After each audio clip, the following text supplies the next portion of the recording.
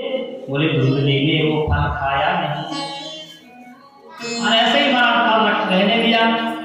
एक दिन बोले संयोगवश इसकी बहन धुंधली की बहन थी, वो बोले इसके घर में आ गई धुंधली की बहन, और वो क्या थी, गर्भवती थी। जब धुंधली ने सारा समाचार अपनी बहन को सुनाया इस प्रकार से, मेरे पतिदेव कैसे फल लाए हैं, खाने को दे रहे हैं, तो महाराज इसकी बहन तो इससे 2 कदम आगे। उसने कहा देख बहन, वो बहुत गरीब थी धुंधली की बहन, और गर्भवती भी थी, घर में बच्चे इतने, खाने को कुछ नहीं, और धुंधली खूब थी धनवान, संतान है नहीं। तो उसने कहा मैं गर्भवती हूँ, मेरी जो भी संतान होगी मैं तुझे प्रदान कर दूंगी। बोले उसके बदले में तू मुझे खूब धन दे देना। और पंडित जी को बोले तो तब तक 8 महीने तक पंडित जी का भिक्खु बना के रखो, और जैसे ही मेरी संतान होगी चुपचाप अपनी संतान में तुझे दे दूंगी। अब बोले फल जो पंडित जी ने को दिया है संत ने, वो फल बोले गाय को खिला दे, तेरी गाय भी तो बांध है। देखते हैं यदि पंडित जी के फल में यदि प्रभाव हुआ तो बोले देखते हैं गाय का पुत्र होता है कि नहीं। ऐसे महाराज मुक्ति धुंधली की समझ में आ गई। महाराज फल गाय को खिला दिया, पेट में कपड़ा बांध दिया धुंधली ने, पंडित जी को खूब बेवकूफ बनाती रही। महाराज मुझे फल से बहुत अच्छा महसूस हो रहा है फल से। ऐसे करते करते महाराज समय बीतता गया। एक दिन बोले महाराज धुंधली की बहन का पुत्र हो गया। चुपचाप रातों रात महाराज धुंधली ने वो पुत्र रात को ही अपनी बहन धुंधली के पास छोड़ दिया और वहां से चली गई। प्रातः काल जैसे ही पंडित जी उठे महाराज, तो धुंधली ने समाचार सुना दिया, महाराज आज मुझे पुत्र प्राप्त हो गया। पंडित जी प्रसन्न हो गए। धुंधली की करामात पंडित जी समझे नहीं, खूब प्रसन्न आज पंडित जी हो गए। भाग्योदयो धुना जाता, बोले उसी समय कुछ 3 महीने बाद बोले जो गाय को फल दिया था, गाय ने भी आज सुंदर बालक को जन्म दे दिया। संत का दिया हुआ प्रसाद व्यर्थ नहीं जाता। बोले गाय ने भी सुंदर बालक को जन्म दिया, संपूर्ण शरीर तो मानव का, बोले कान गाय के समान। पंडित जी तो प्रसन्न हो गए। भाग्योदयो धुना जाता आत्मदेवस्य पश्यता। गांव के लोग भी खूब महाराज पंडित जी की तारीफ करने लगे। देखो आपको देखा तो आज भाग्योदय हो गया। पहले एक भी संतान नहीं थी, आज पत्नी ने भी पुत्र को जन्म दिया। और बोले गाय ने भी जन्म दिया, तो बोले बालक इंसान रूपी पुत्र को। धन्वा बालः प्रतुस्तस्तु देवरूपे तुकोतुकम। बोले विधाता का कुतूहल तो देखो, कहां पंडित जी की एक भी संतान नहीं, कहां 2-2। सूर्य कहते हैं स्वर्गादृश्यों कियत कालेन पहुंचातो तरुणो तरुणो युगो। कुछ समय व्यतीत हुआ, बोले दोनों बालक बड़े हुए, दोनों ही विख्यात हुए। खूब नाम दोनों ने कमाया, लेकिन एक विख्यात हुआ और एक विख्यात हुआ। गोकर्ण पंडितो ज्ञानी, जो गोकर्ण थे गाय के गर्भ से जो बालक हुआ तो वो बड़ा विद्वान हुआ, पंडित ज्ञानी हुआ। धुंधुकारी महाखला, और धुंधली की बहन का जो पुत्र था बोले मूर्ख। अब तो महाराज पंडित जी ने जब महाराज धुंधुकारी ने जब खूब आतंक गांव में मचाना प्रारंभ कर दिया, गांव के छोटे छोटे बच्चों को मारना प्रारंभ कर दिया। घर में महाराज धुंधली को ही मारने लगा, माता पर ही प्रहार करने लगा, आत्मदेव को अपशब्द बोलने लगा, पिता को। अब महाराज पुनः आत्मदेव बड़े दुखी हुए पुत्र को देखकर। कर रहे हो संसार में, बोले जिस सुख को आप ढूंढ रहे हो, बोले चक्रवर्ती सम्राट जो बोले राजा है, बोले उसको भी यहाँ सुख प्राप्त नहीं हुआ। चक्रवर्ती सम्राट से भी पूछ लो, वो भी सुखी नहीं। बोले इंद्र को पूछ लो, देवताओं का जो राजा है, बोले इंद्र भी यहाँ सुखी नहीं है। तो बोले सुखी कौन है? बोले सुखम अस्ति विरक्तस्या मुनिरेकांत जीविनः। बोले एकांत अपने में ही जो स्थित हो गया, एकांत का मतलब एक में ही स्थित हो जाना। बोले पिताजी जो अपने में ही स्थित हो गया, बोले उसी के जीवन में ही सुख है। मुंचा ज्ञानम प्रजारूपम मोहतो नरके गति।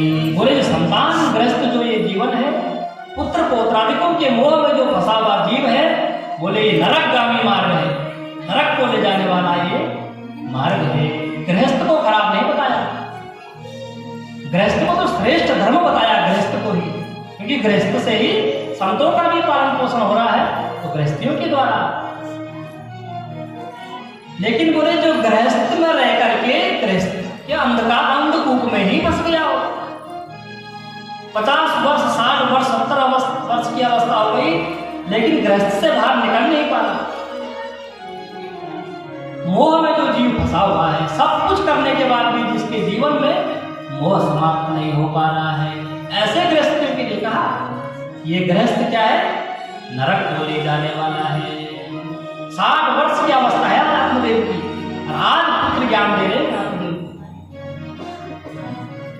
अंधकूपे स्नेह पासे बद्ध बंधु अहम सखा, वही है जो इस गृहस्थ की रस्सी से छूट करके अपने आप को मुक्त कर दे, वही बुद्धिमान है महाराज। सब कुछ कर लिया गृहस्थ के लिए, पुत्रों के लिए सब कुछ कर दिया, सब संपन्न है, तो बोले फिर गृहस्थ से दूरी धीरे धीरे वियोग हो जाना चाहिए, वैरागी जीवन में फिर आना चाहिए।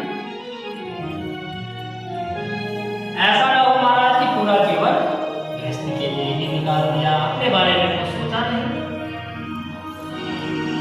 देहेस्तिमा 3 श्लोकों में महाराज गोकर्ण जी ने पिताजी को ज्ञान दिया। गोकर्ण गीता इसको कहते हैं भागवत में, ये 3 श्लोक गोकर्ण जी ने जो पिताजी को ज्ञान दिया, कहा पिताजी देहेस्तिमान सुहृदिरे विमतिं त्यजत्वं जाया सुतादिषु सदा ममतां विमुञ्च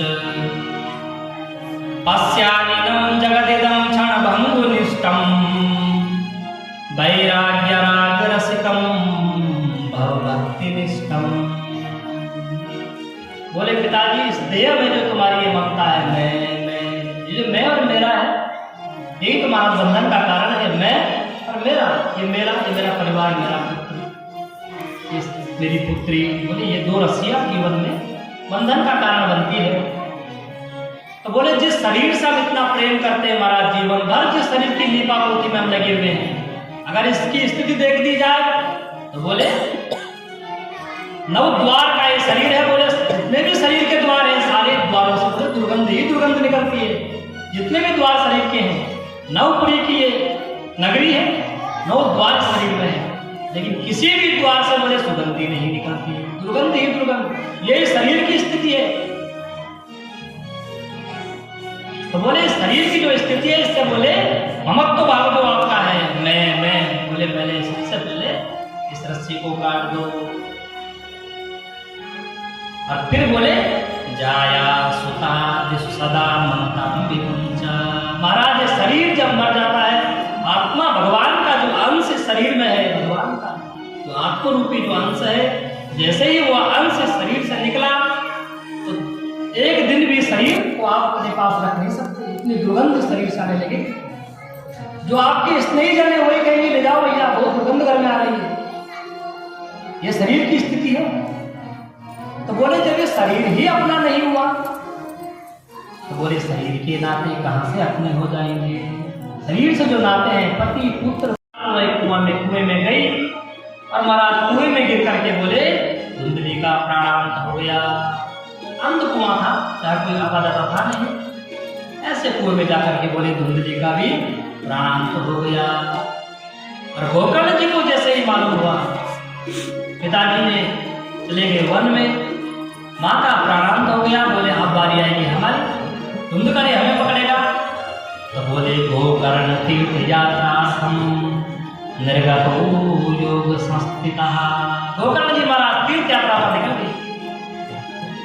धुंधकारी को बोला भाई मैं कुछ समय तीर्थ यात्रा पर चला जाता हूँ। तो गोकर्ण जी महाराज तीर्थ यात्रा पर चले गए। अब महाराज घर में धुंधकारी अकेला रह गया, सिर्फ धुंधकारी। तो बोले महाराज खूब उपद्रव मचाने लगा, और बोले आप तो घर में ही इसने 5-5 वेश्याओं को ला दिया। काम वेश्याएं कौन है, काम क्रोध लोभ मोहब्बत ऐसा।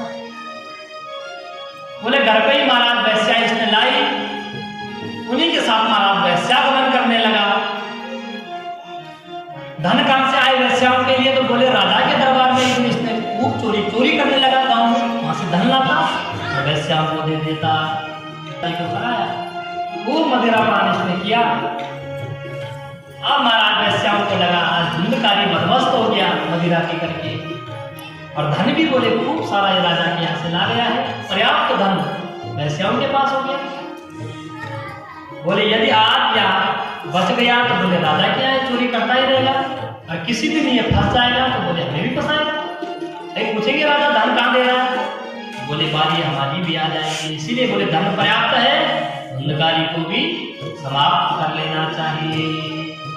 धुंधकारी को मारा, पलंग पर वैश्याओं ने बांधा और महाराज धुंधकारी को मारने लगे। खूब प्रहार इस पर किया शस्त्रों का, लेकिन जब धुंधकारी के प्राण नहीं गए तो बोले तभी एक वैश्य गई और महाराज चलते हुए अंगारे चूल्हे से लाई और इसके मुंह में चलते हुए अंगारे डाल दिए। तप्तांगार समूहाश्च तन्मुखे विचिक्षिपो अग्नि ज्वाला के दुखे। इतना पीड़ित धुंधकारी हुआ, बोले धुंधकारी की भी मृत्यु हो गई। धुंधकारी की प्राणांत हो गए। धुंधकारी सारा परिवार हमारा समाप्त। सिर्फ गोकर्ण जी गाय के पुत्र थे। गोकर्ण जी महाराज तीर्थ यात्रा पर थे। समाचार मिला कि माता का भी प्राणांत हो गया था, धुंधकारी भी मारा गया। महाराज तो बोले गोकर्ण जी ने तीर्थों में धुंधकारी के लिए पिंड दान आदि किए, जो भी क्रिया भाई के लिए कभी भी तीर्थों में ही गोकर्ण जी ने सब कुछ किया। बोले कुछ समय के बाद गोकर्ण जी फिर अपने घर पर वापस लौटे। घर की सफाई कर गोकर्ण जी ने किया। खटिया पड़ी हुई थी, खटिया पर आपको गोकर्ण जी लेट गई। लेकिन महाराज जैसे ही गोकर्ण जी खटिया पर लेटे, रात्रि मध्य रात्रि जैसे हुई तो बोले गोकर्ण जी के आसपास कुछ आकृतियां घूमने लगी। कभी भैंस बन जाता, कभी बकरी बन जाता, कभी बिल्ली का रूप धारण कर देता। महाराज गोकर्ण जी बड़े आश्चर्यचकित हुए। पूछा गोकर्ण जी ने कष्टम उग्र तमो रात्रो कुतो यात्रो दशा विमान। अरे भाई कौन हो तुम, किसने तुम्हारी ये दशा करी? तो बोले महाराज धुंधकारी प्रेत योनि में था, कुछ बोल ही नहीं पाता, क्योंकि प्रेत बोल नहीं पाता। संज्ञा मात्र चकार, संज्ञा मात्र कर देता है। गोकर्ण जी समझे नहीं। बोले तुरंत महाराज कमंडलू से गोकर्ण जी ने जल निकाला, विमंत्रित किया, और जैसे ही धुंधकारी के ऊपर जल फेंका तुरंत महाराज धुंधकारी की वाणी खुल गई। बोल पड़ा प्रेत योनि से ही धुंधकारी, अहम भ्राता त्वदीयोऽस्मि धुंधकारी नामता स्वकीयेनैव दोषेण ब्रह्मत्वं नासितं मया। बोले गोकर्ण जी मैं तुम्हारा ही भाई धुंधकारी, अहम भ्राता त्वदीयोऽस्मि, धुंधकारी हूं मैं, तो भाई तेरी दशा किसने करी है?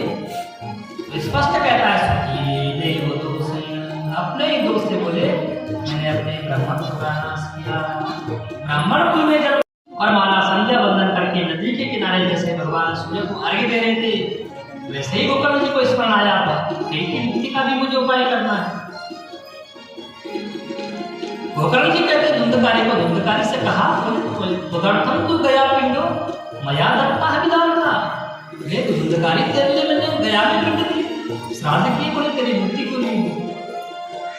धुंधकारी कहता भाई मेरा जैसा पापी, बोले एक क्या तुम 100 पिंड भी कर दो, बोले 100 पिंडों से भी मेरी मुक्ति नहीं होने वाली। तब महाराज गोकर्ण जी ने संध्या वंदन किया, भाई की मुक्ति का उपाय ढूंढा। बोले सूर्य भगवान की गति गोकर्ण जी ने अवरुद्ध कर दी। उन्हें तपस्वी गोकर्ण जी थे, गति रोक दी भगवान सूर्य की। बोले तुभ्यं नमो जगत, सब जगत को देख रहे हो, साक्षी आप सब कर्मों के आप साक्षी हो। बोले मेरे भाई की मुक्ति का उपाय मुझे बताइए। जब महाराज सूर्य भगवान की गति अवरुद्ध हुई तो भगवान सूर्य ने फिर गोकर्ण जी को उपाय बताया। गोकर्ण चिंता मत करो, श्रीमद् भागवतां मुक्ति सप्ताहं वाचनं कुरु। गोकर्ण जी अपने भाई के लिए बोले श्रीमद् भागवत महापुराण सप्ताह ज्ञान यज्ञ का आयोजन कराओ। बोले निश्चित ही भागवत महापुराण से तुम्हारे भाई की मुक्ति हो जाएगी। आप महाराज तीर्थ गोकर्ण जी ने फिर अपने भाई धुंधकारी के लिए इस पुराण का आयोजन किया, भागवत महापुराण का आयोजन। स्वयं गोकर्ण जी व्यासपीठ पर बैठे, ज्ञानी तो थे गोकर्ण जी, शास्त्रों का ज्ञान भी था। अब बोले अन्य जो भी गांववासी थे गोकर्ण जी के, सबने कथा श्रवण करें। आषाढ़ के महीने में एक आयोजन किया था गोकर्ण जी ने अपने भाई के लिए। अब बोले जब कथा प्रारंभ हुई तो धुंधकारी तो प्रेत योनि में था। कहाँ बैठे महाराज? प्रेत का शरीर क्या होता है? वायु प्रदान होता है। जहाँ हवा आई प्रेत वहीं उड़कर चला जाता है, वायु प्रदान शरीर है। तो बोले जैसे ही धुंधकारी बैठता हवा आती गोकर्ण उड़कर के उधर चला जाता धुंधकारी। तो बोले उसी कथा पंडाल पर एक साथ गांठ का बांस लगा हुआ था। बोले धुंधकारी उस बांस के अंदर जाकर के बैठ गया, जहाँ गांठ के ऊपर गांठ खा करके फंस गया। बोले महाराज जैसे जैसे कथाएं होती रही, पहले दिन की कथा हुई, बोले एक गांठ बांस की चटक गई, धुंधकारी थोड़ा ऊपर आ गया। दूसरे दिन की कथा हुई, दूसरी गांठ चटकी, धुंधकारी थोड़ा और ऊपर आ गया। ऐसे करते करते बोले जैसे ही 7वें दिन कथा समाप्त हुई, एवं सप्तदिनेश्चैव सप्तग्रंथि विभेदनम्।